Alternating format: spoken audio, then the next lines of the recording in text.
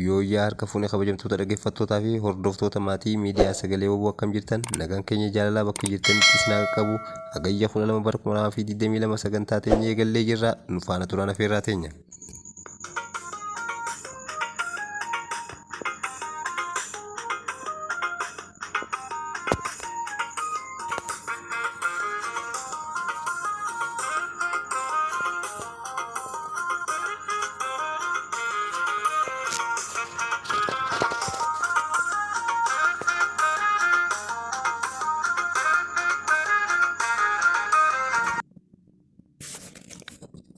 Waraana bilisummaa Oromoo godina Iluu Abbaa Booraa aanaa Daarimutti humnoota mootummaa irratti tarkaanfii ilaalessaa fudhachuu beeksisee jira.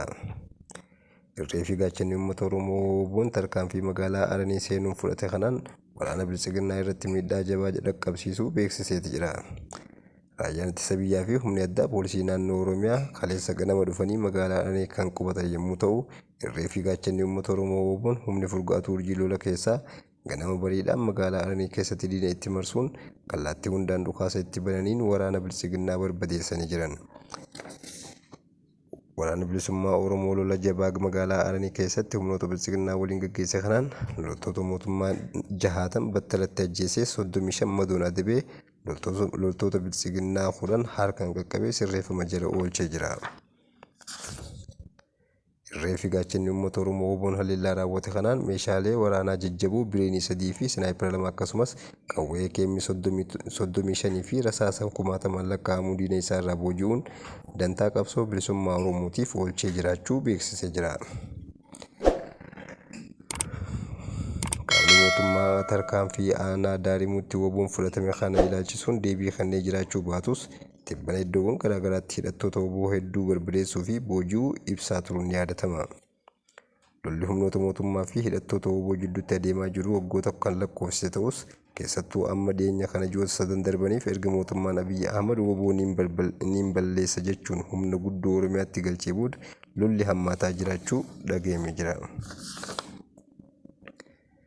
Waraana bilisummaa Oromoo waboon tarkaanfii jajjabduu loltoota bilisiginnaa irratti fudhachuun waraana hedduu du'aa fi madoon adabaa jiraachuu beeksisee jira. Waraana bilisummaa Oromoo waboo zoonii lixaa kutaa waraana Buttaa Eebantuu godina Wallagga Bahaa aanaa Eebantuu keessatti diina ilmaan Oromoo duguuguudhaaf maqaa waraana bilisummaa Oromoo waboo qulqulleessina jechuun bobba'ee irratti tarkaanfii ilaalessaa fudhachuun injifannoo boonsaa galmeessee jira. Humni waraana bilisiginnaa kun humna lafoo namoota 400 ta'an godina Wallagga Bahaa aanaa Eebantuu keessatti gandoota hedduu keessatti kan bobba'an yoo ta'u, waraanni bilisummaa Oromoo waboon humnoota kanneen odoo isaan magaalaa aanaatti galaa jiranii itti marsuudhaan karaa itti cufanii konkolaataa isaanii waliin barbadeessanii jiraachuu beeksisanii jiran. Waraanni bilisummaa Oromoo waboon lola kanaan loltoota mootummaa 78 konkolaataa 3 waliin barbadeessanii 43 madeessee jiraachuu beeksisanii jiran.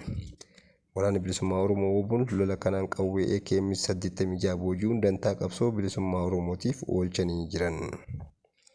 Waraanni bilisummaa Oromoo waboon tarkaanfii fudhate kana ittuma fufuun aanuma Eebantuu ganda qeelloo iddoo addaa Balchuu jedhamtu keessatti tarkaanfii ilaalessaa fudhateen loltoota bilisiginnaa irraa 35 ajjeesee 20 akka madeessee jira. Waraanni bilisummaa Oromoo zoonii lixaa loltoota bilisiginnaa irratti tarkaanfii jajjabduu fudhachuu beeksise.